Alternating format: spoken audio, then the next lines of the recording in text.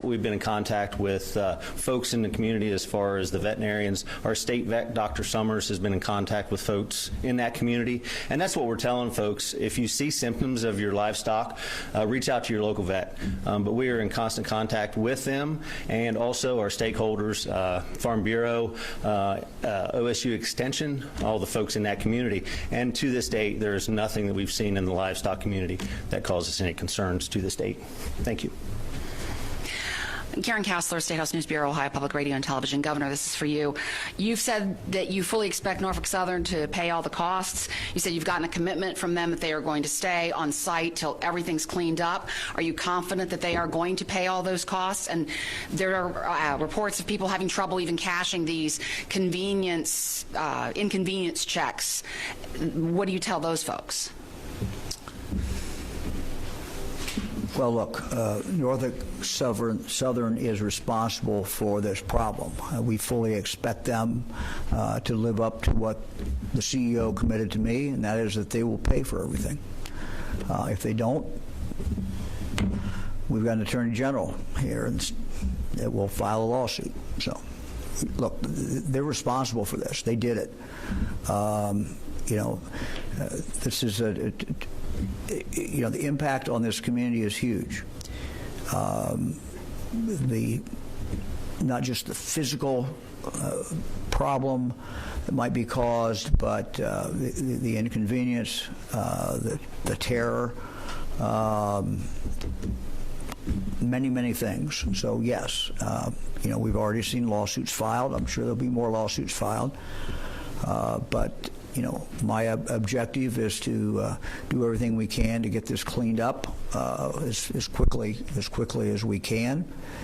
And I think by continuing to talk and reveal what we're doing, what the testing is showing, I hope that people will continue to have confidence in what's going on. But I understand people's skepticism, and I understand their anger. And if I lived in the community, I would be angry too. The railroad caused this problem. They're going to be held accountable. Hi, Anna Hoffman, WCMH-TV. I know there's going to be a full investigation into how or why this happened, but are there any early indications pointing to deliberate actions to make this train derailment? I have no indication of that. Sir, about these $1,000 convenience checks, as far as you know, does receipt of one of those checks absolve the railroad responsibility? What strings are attached to these checks when you receive those? Do you know anything about that? Well, I don't want to play lawyer here, but I don't think that resolves them of any, or absolves them, excuse me, of any responsibility. They're still responsible for any damage that they've caused. Thank you. Governor, we're ready for online questions. All right, we'll go to the online questions.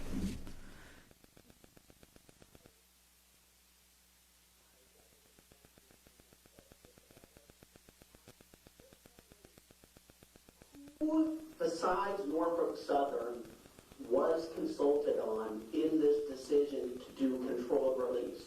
Was there independent information collected by either the state of Ohio or the Commonwealth of Pennsylvania that allowed you to make a decision about the controlled release independent of what was being provided to you by Norfolk Southern? Yeah, we consulted, as I indicated, we consulted.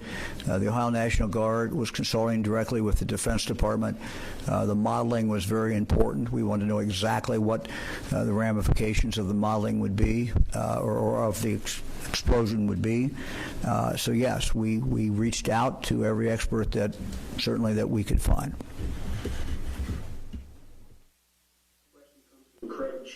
WCPO. Good afternoon. I just want to mostly make sure that I'm understanding what several of the speakers have said. One mentioned that the contamination, the so-called plume, is moving at about a mile an hour. I want to make sure that that is correct, and that right now it's believed to be in Huntington. And so what I'm asking is, how big of a threat is that plume perceived to be for the communities that are downstream, and how long do you believe it will be until that plume and what's in it reaches Cincinnati?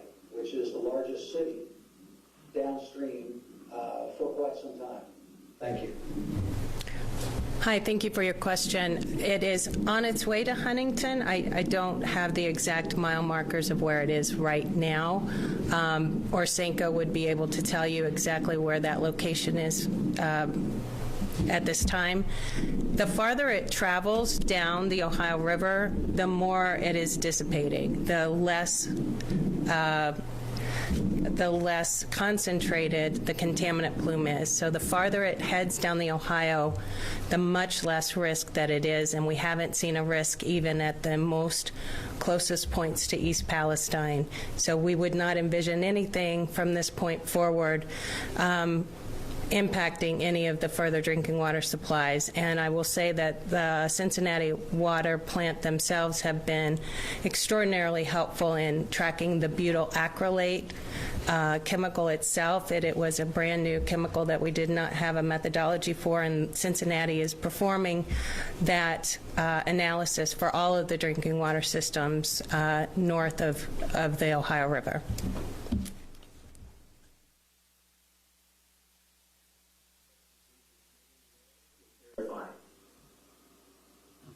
Hi, I also have a question for you, Tiffany. One of our readers asked if the EPA is testing any soil samples following the derailment.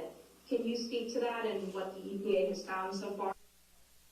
I would like to turn that question over to Kirk Kohler, who's on site. Yes, that is ongoing. It's twofold. Part of, again, that remediation phase, what's called a geoprobe, which is able to push rods down into the ground, pull soil up from that depth, is ongoing. That is going down both sides, center line of the track, both sides, all the way through Pleasant Road and beyond the derailment areas east. Separate soil samples have been collected within other areas of the vinyl chloride as part of the characterization and preparation for waste disposal. And again, Norfolk Southern has also taken advantage of the excavation and planning for, again, what would be foreseeable remediation efforts and ongoing collection. So yes, sampling is being done. I know our Division of Surface Water is already preparing work plans are in place for both potential sediment sampling and long-term surface water sampling along the various waterways. So that is in development, yes. Kurt, kind of a layman's question, but I assume that they will not leave and will not stop removing dirt until they can go in and get samples of what's remaining, and there's no evidence that it's there. Is that right? I mean, they're going to go back in and make sure that when they think they're done, they're going to be back in and sample and make sure that there's nothing showing up. Yes, sir. That's again two-phase approach: attack the grossly impacted in the emergency response phase, get data that you can to build out the long-term remediation plan for both soil, water, other impacted media. Thank you. NBC 24 Toledo. Thank you, Governor, for taking time out today. You earlier in this press conference referred to it was absurd that this train was not considered high hazardous. And it seems that in 2020, the Department of Transportation allowed rules to be laxed, I guess, to allow 100 or more tank cars filled with gallons of liquid petroleum gas, which could be also even more dangerous. What would you say to, you said that Congress needs to change this. Is there something that you can do as a governor to change the way these bomb trains are transported through the state? Yeah, my understanding when we're dealing with a railroad, governor's power is very limited. This is generally a federal government thing that they basically preempt us on the control of the railroads.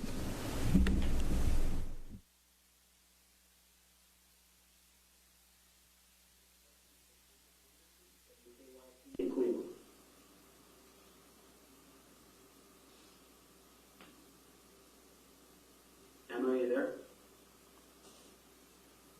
All right, we'll move on to Courtney DeGeorge with Fox News.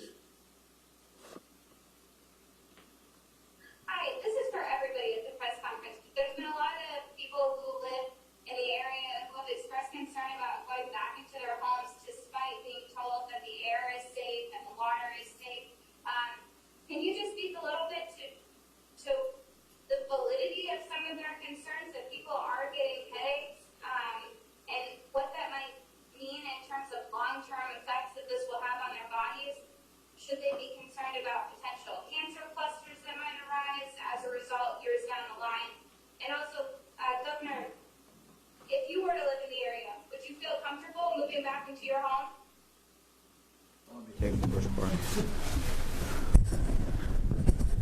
Look, I think that I would be drinking the bottled water, and I would be continuing to find out what the tests were showing as far as the air. I would be alert and concerned, but I think I would probably be back in my house.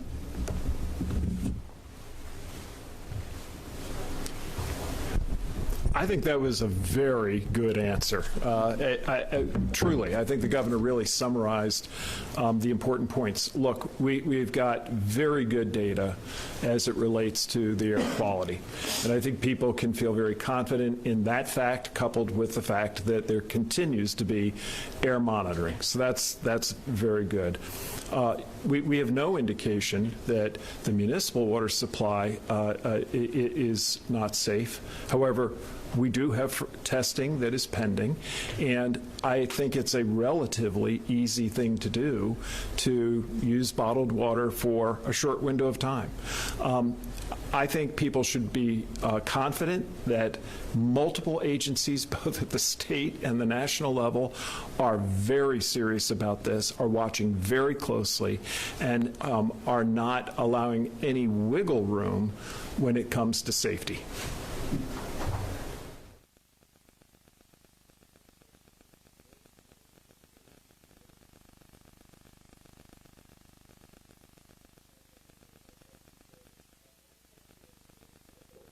Are they going to pay for any autopsies for these animals that are being found dead? There's chickens that people are worried about. I know there's a report of a dog in the East Palestine area that has been circulating on social media. Is that something that people can confidently go to their vet for and turn over a bill, whether the vet determines that the animal, the livestock passed away because of the chemical releases? Whether they determine that or not, can they rely on Norfolk Southern to handle that bill? Yeah, let me ask the Director of Agriculture to answer that and to outline what the procedure is. There is a procedure built into our custom and into our law. Thank you, Governor. As far as the question, as far as the Ohio Department of Agriculture, we have a diagnostic lab, and it is run by our state vet, Dr. Summers. And as far as the policy and what we're telling the folks as far as the vets in the communities, I'm going to turn it over to Dr. Summers, who's a specialist in that area. Welcome. Thank you. Dr. Dennis Summers, State Veterinarian for Ohio. Yes, just in short, to answer your question, animals that die for any reason, livestock, pets, first call should be to your private veterinarian to seek guidance and consultation for that. Our animal disease diagnostic lab is here to serve the livestock industries and companion owners to do necropsies and diagnostic testing for any cause of death.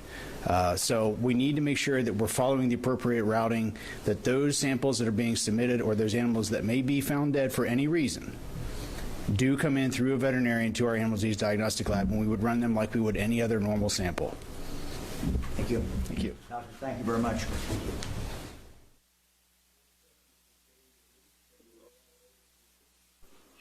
Good afternoon, Governor. Thanks for taking the time for an update. The one thing that hasn't been discussed today is the giant column of doomsday-looking smoke that went up after the quote-unquote controlled release and burn.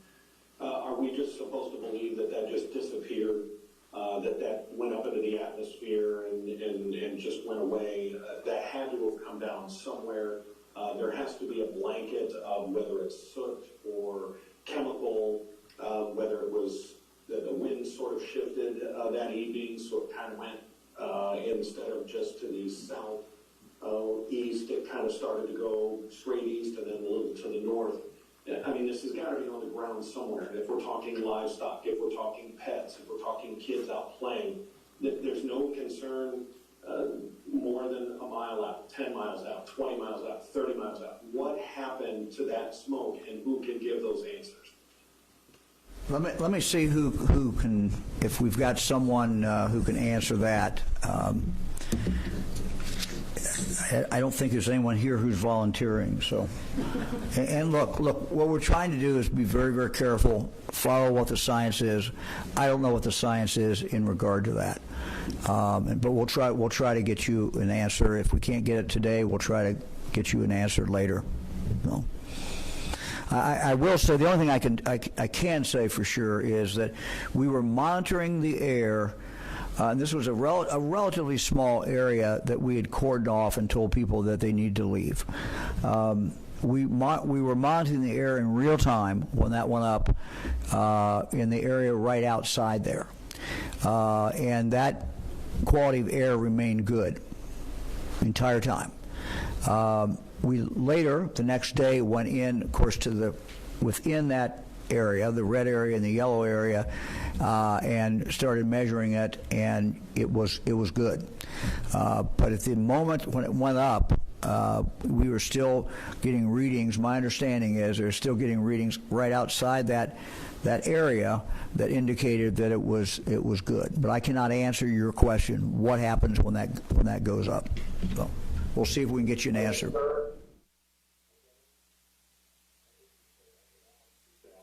Now, following the fire and the predicted plume, various communities did report odors or haze, and teams from both US EPA and all did respond to those areas throughout the night to verify them, and again, no elevated readings did occur for those constituents.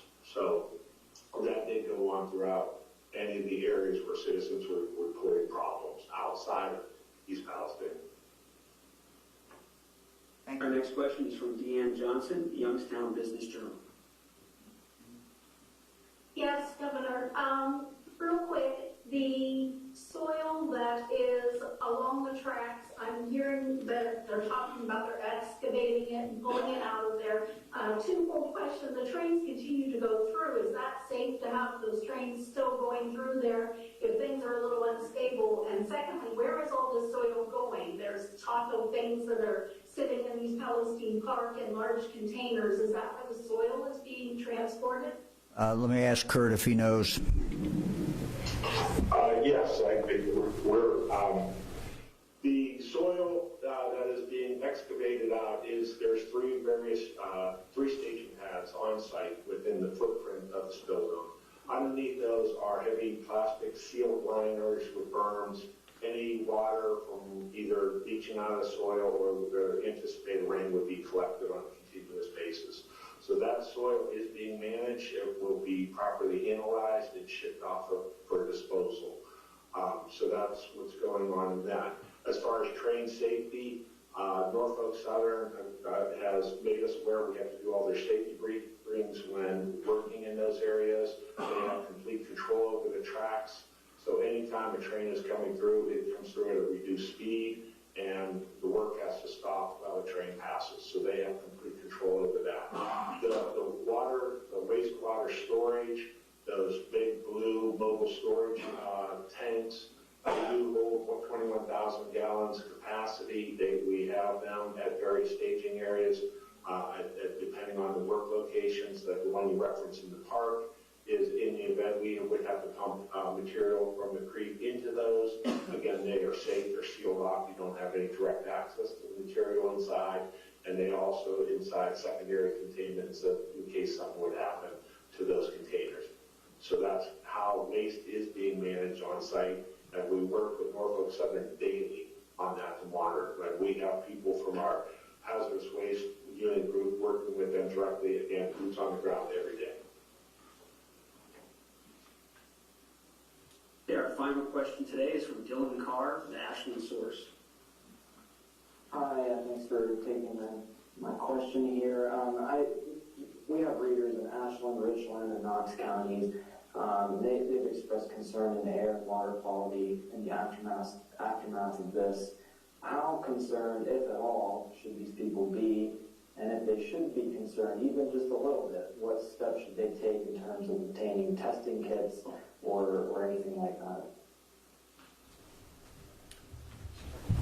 We'll start with the surface water. As you saw from the maps that we showed, the surface water is heading southeast to the Ohio River. So the locations that you mentioned should not receive any contaminated surface water in their area. But I'll let Dr. Vanderhoff talk about the air. Yeah, I think that they can feel very confident. Again, we have to think about the dilutional effects that happen, as well as the predominant winds. I would not consider those communities to be at high risk. And again, we've been very careful about the water. We will learn more as we are doing the surrounding private water well testing. But again, they're underground water sources are not in the zone that we would expect to be affected. Doctor, we've had a request for you to repeat the number if someone wants testing. Yeah, sure. I do have that. And I put my notes away, so let me grab it here. It is 330. Let's see here.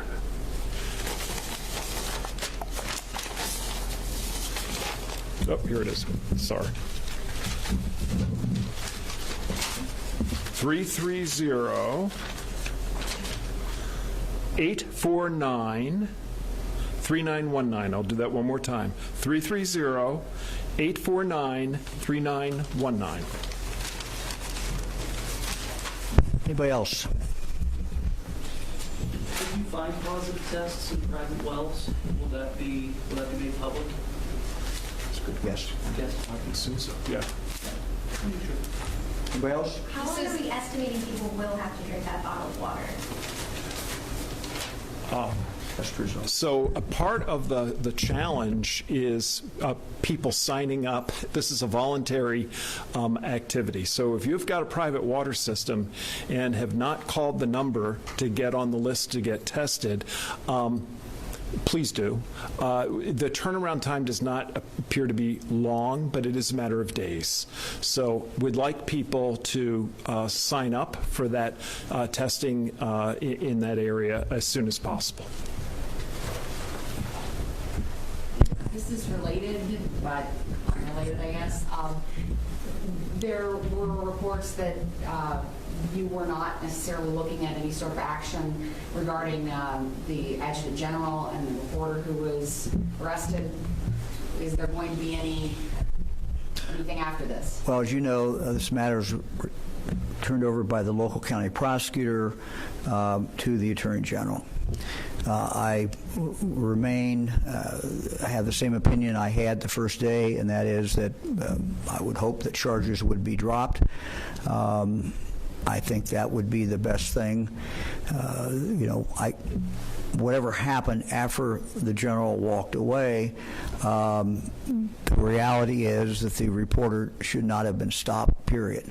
So it shouldn't even started that way. And I understand, people may have different feelings about what happened afterwards, but the initial stop, the initial confrontation, or the initial contact never should have occurred. So taking that into consideration, it seems to me that everyone would be better off if we just, if the Attorney General could see fit not to proceed with any kind of prosecution. Have you talked to the Adjutant General about the initial confrontation? Yes. Yes. Look, I think the general, regrets that. I explained to him, how press conferences work, and that frankly that sometimes during a live press conference someone will be reporting directly. Someone could be right now standing back there and reporting if they wanted to. And that's they have the right to deliver the news however they want to deliver the news. So yes, we've had a conversation, and he regrets the whole situation. So We will continue to keep you apprised. We will not do we don't plan, at least, on doing a press conference every day. What we do plan on doing is every day, at least once a day, release the information, any new information that we have. So you can expect that to come from the governor's office. You can expect that to come as a kind of a day's summary of what is going on. That does not mean there won't be other information that's posted in different forms, but coming out of the governor's office, we're going to try to summarize it once a day, get it to you in time so that you can utilize that. So thank you all very much. All right.